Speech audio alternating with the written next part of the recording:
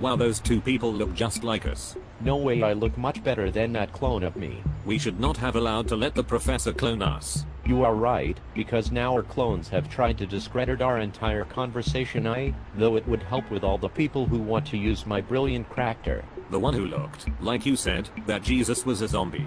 This is an ignorant atheist response. First, zombies aren't real. Second, a zombie is a creature that doesn't eat, but always has a hunger for brains. However, after the resurrection, Jesus didn't try to eat people's brains and he ate bread, proving he wasn't what we would call a zombie. I know also they didn't address any of the arguments that were used, the teleological argument, the cosmological argument. Well, I suppose we should address what they said about the 10 Commandments and the abortion doctor killing. Yes, let's get to it. Christians who kill abortion doctors aren't giving a very good pro-life message. I know, just like if a vegan was to protest against eating meat by killing an animal and screaming this is what you do by eating animals, they would not be spreading a very good animal rights message or whatever. As for monuments to the 10 Commandments, I think this happened in America, where the vast majority of people claim to be Christian. I don't see why atheists have a problem with it. If it happened somewhere like Japan, where the vast majority of people are Buddhist, I would understand it, but as the majority of people in America believe in God, atheists should just accept what they do. Hang on a minute, I thought you said you don't believe in atheists. I don't, unless I can redefine the word to mean someone who doesn't want to accept the self-evident truth that there is a God. I admit that. When I was an atheist I did believe in God, but didn't want to. This is properly why atheists change the meaning of the word atheist to someone who lacks a belief. Yes, saying that atheism means a lack of belief in God is very stupid, because what if I said I don't lack a belief in God, I believe there is no God? Would I not be an atheist? I guess it has something to do with Dawkins' idea that all faith is blind, otherwise you wouldn't need faith. This is a stupid argument, because there are two types of faith. Blind faith, that is belief that if you give all your money to a stranger he will repay you, and reasonable faith, that is belief that a chair will support your weight when you sit on it. I have a question that has been bothering me. Ask me anything, I will answer it if I can. What have you to say on the question of free will, determinism and predestination?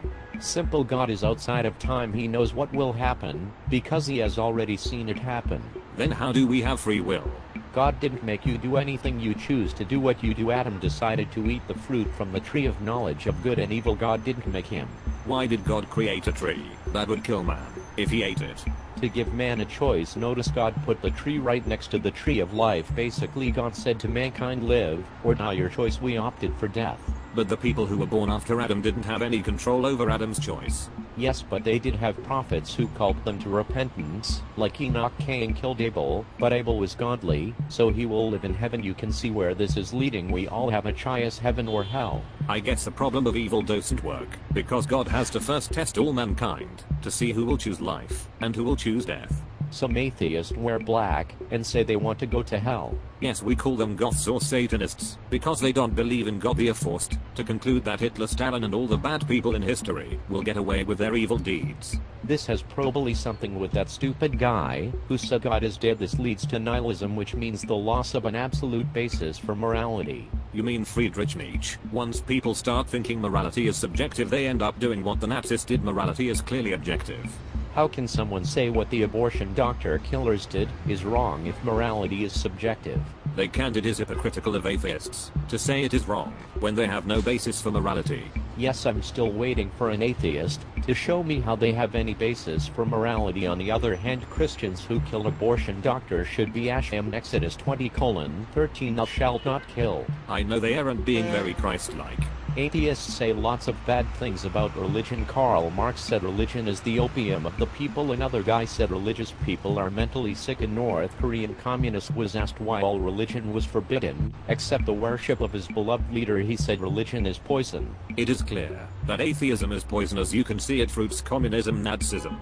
Any religion that isn't about keeping control on your tongue, helping widows and orphans, and keeping yourself unpolluted by the world isn't a religion, but a cult. Just read James 1:26-27.